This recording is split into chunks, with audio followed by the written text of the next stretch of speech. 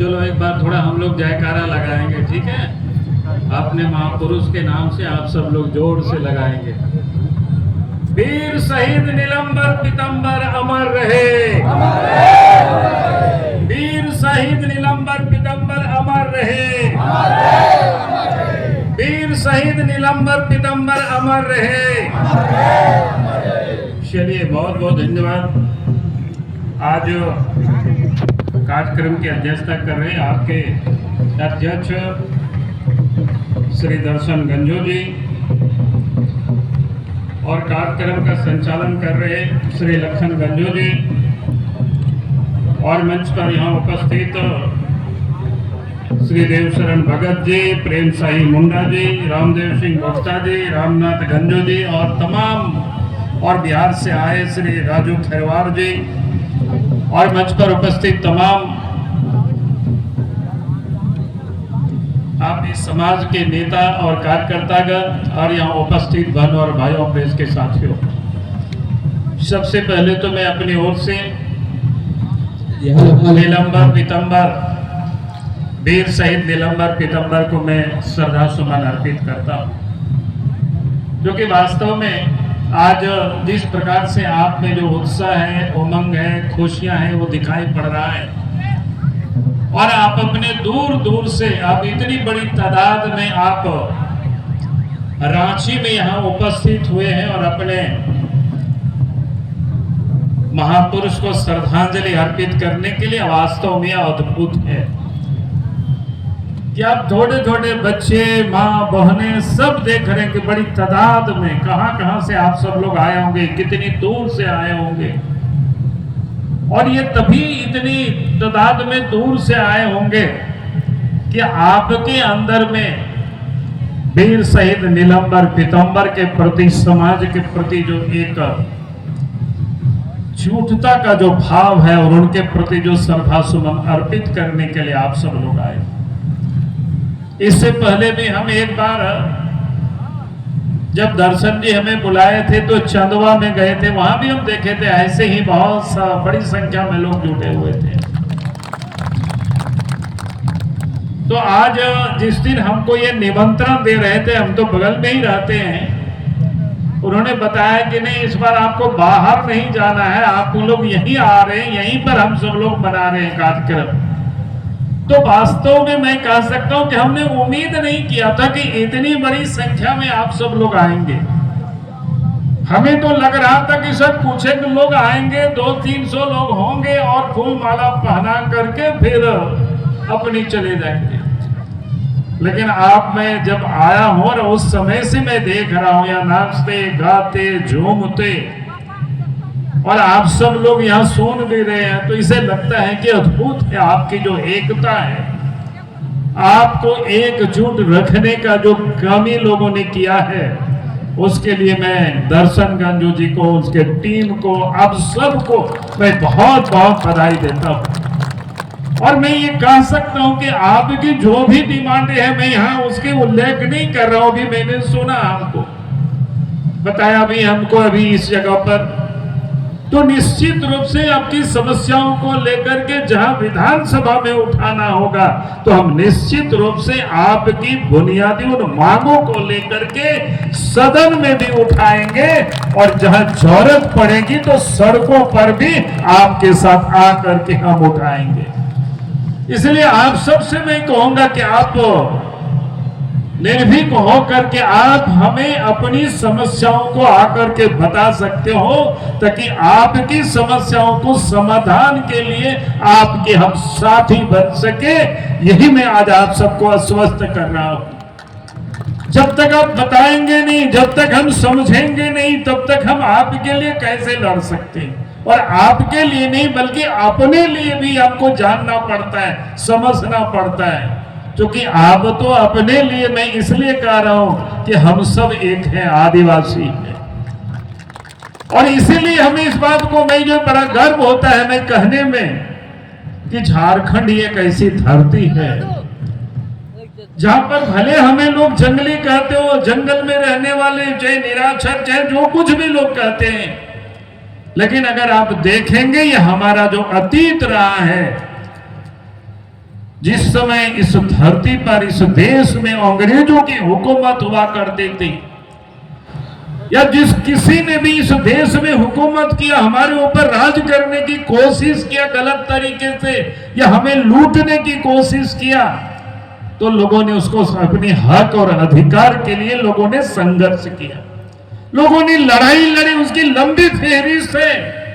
मैं उदाहरण के लिए थोड़ी सी कह रहा हूं कि अगर आप देखें संथाल परगना की धरती, तिलका मांझी हुए, सिद्धू कान्हू हुए, चांद्र भैरो, फूलो झानो, उसी प्रकार से रांची का जो प्रमंडल है, यहां भी कितनी महापुरुष पैदा हुए। भगवान बिरसा मुंडा हुए, जतरा भगत हुए, वीर बुद्धू भगत हुए, तेलंगा खरिया हुए।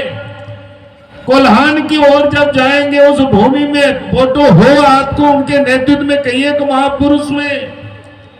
और पलामू के प्रमंडल में तो नीलंबर, पीतंबर, ऐसे कई एक महापुरुष पैदा हुए। अगर आप देखें तो झारखंड प्रदेश का कोई भी भूमि नहीं है और आदिवासी समाज के कोई भी ऐसी जो प्रमुख जातियां नहीं है जिनके पूर्वजों ने अंग्रेजों के साथ अपने हक और हुकूक के लिए लड़ाई लड़े और लोग शहीद हुए।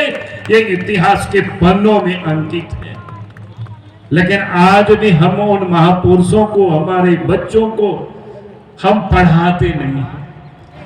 हम जरूर सरकार से भी कहेंगे, भारत सरकार इस देश में नरेंद्र मोदी जी के नेतृत्व में वो प्रयास कर रहे हैं ताकि इस देश के महापुरुषों के बारे में हमारे बच्चों को पता चले। तभी तो हमारे बच्चे गर्व से फूलेंगे, तभी लगेगा कि हमारे पूर्वज भी अपने हक और हुकूक के लिए लड़ाई लोग लड़े थे। यानी इस देश को आजाद कराने में हमारे पूर्वजों का भी बड़ा योगदान रहा है। तो इस दिशा में भी काम चल रहा है। और इसलिए मैं कहूंगा कि झारखंड सरकार से भी हमने पिछले दिनों विधानसभा में भी हमने कहा था कि अब याद करिए झारखंड में हमारे महापुरुष क्यों लड़ाई लड़े थे। इसलिए हमारे पूर्वज लड़े थे, वही जमीन के लिए लड़े थे, जंगल के लिए लड़े थे, जल के लिए लड़े थे। लेकिन आज क्या है, आज भी हमें अपनी जमीनों के लिए लड़ाई लड़नी पड़ती है।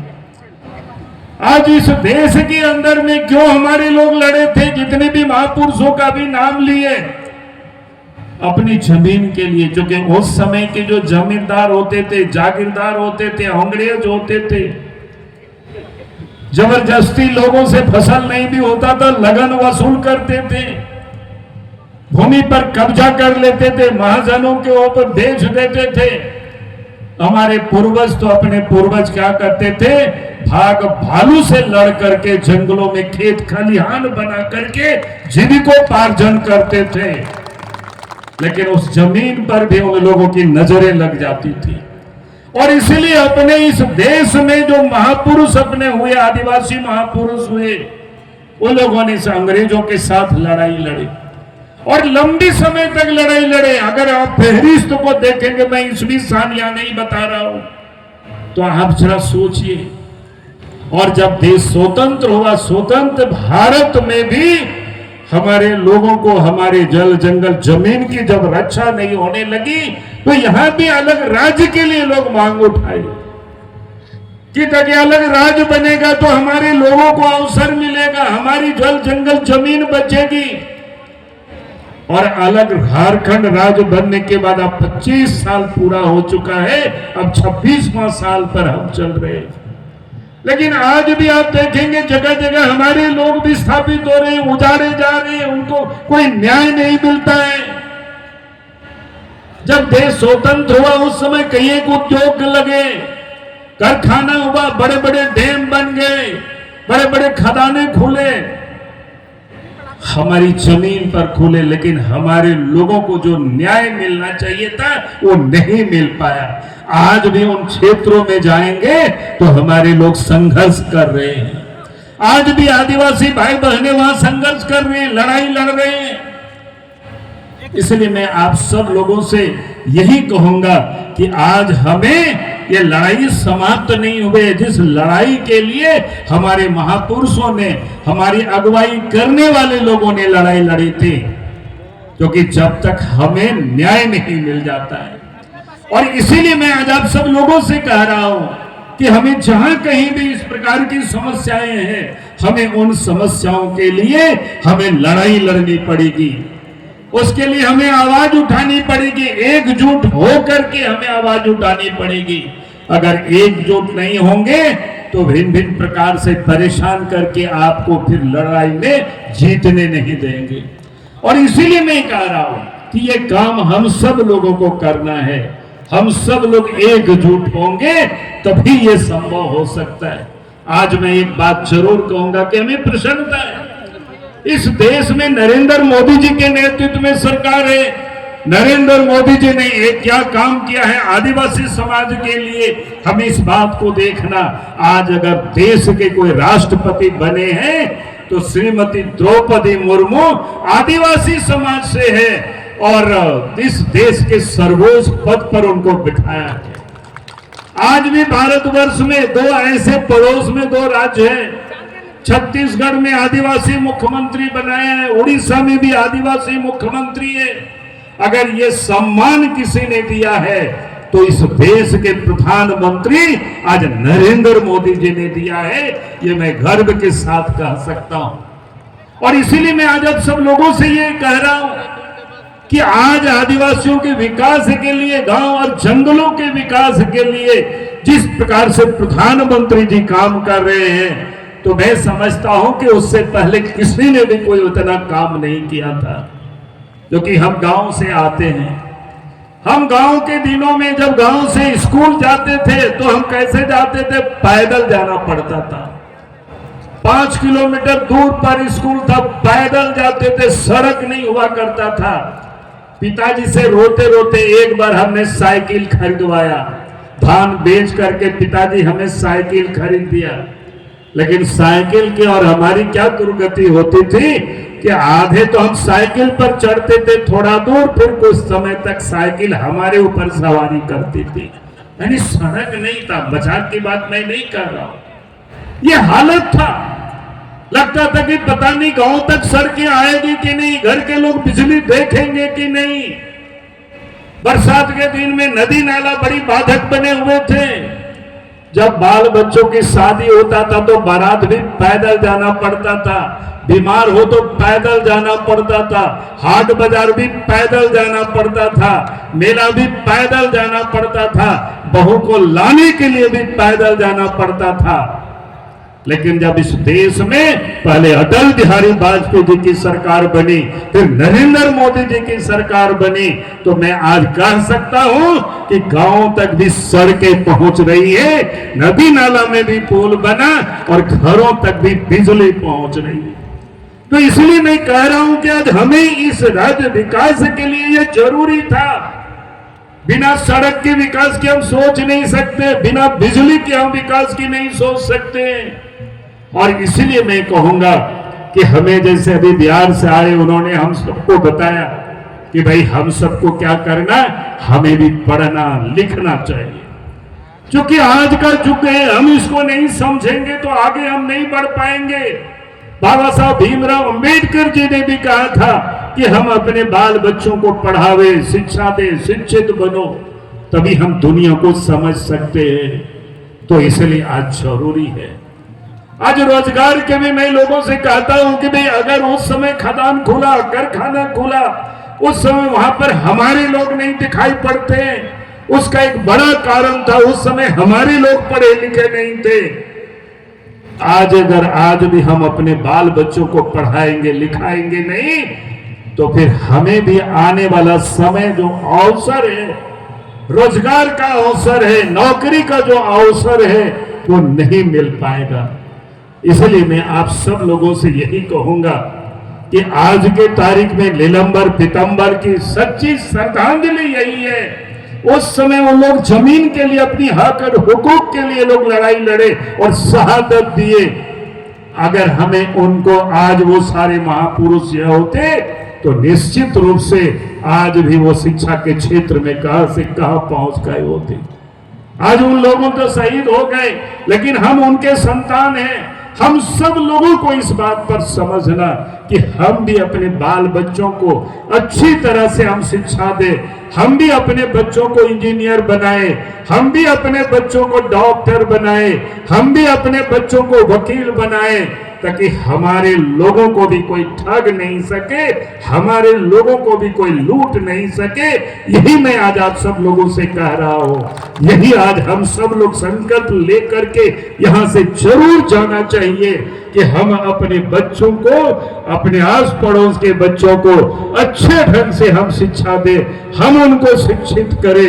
अगर हम सब लोग इतना कर पाएंगे तो निश्चित रूप से आदिवासी समाज का विकास को कोई रोक नहीं सकता है, क्योंकि हम इतनी बड़ी आबादी, हम सब लोग काम करते हैं, महिलाएं भी काम करते हैं, पुरुष भी काम करते हैं, छोटे बच्चे भी काम में योगदान करते हैं, लेकिन कहीं अगर हम पिछड़े हुए हैं तो ठीक प्रकार से अभी भी हमने शिक्षा को प्राप्त नहीं कर पाई। तो इसलिए मैं आप सब लोगों से कहूंगा कि हमें यह संकल्प जरूर लेना चाहिए, ताकि हमें भी आगे बढ़ने के लिए, संगठित होने के लिए, विकास के लिए, अपने परिवार और समाज के उत्थान में ही इस प्रदेश का भी उत्थान जुड़ा हुआ है, इस देश के भी प्रगति जुड़ा हुआ है। और फिर से मैं यही कहूंगा कि आपकी समस्याओं, हम सबकी समस्याओं को लेकर के आप बेहिचक हमारे यहां तक पहुंचाइए, ताकि जहां कहीं भी जरूरत होगी हम उन समस्याओं को लेकर के हम सरकार के सामने भी आवाज उठाएंगे, चाहे सदन में हो, चाहे सड़क पर हो, चाहे किसी भी प्रशासन से बात करना होगा, तो मैं जरूर आपके साथ रहूंगा। यही कह करके मैं अपनी बात को समाप्त करता हूं। बहुत बहुत धन्यवाद। जय हिंद, जय झारखंड, जय।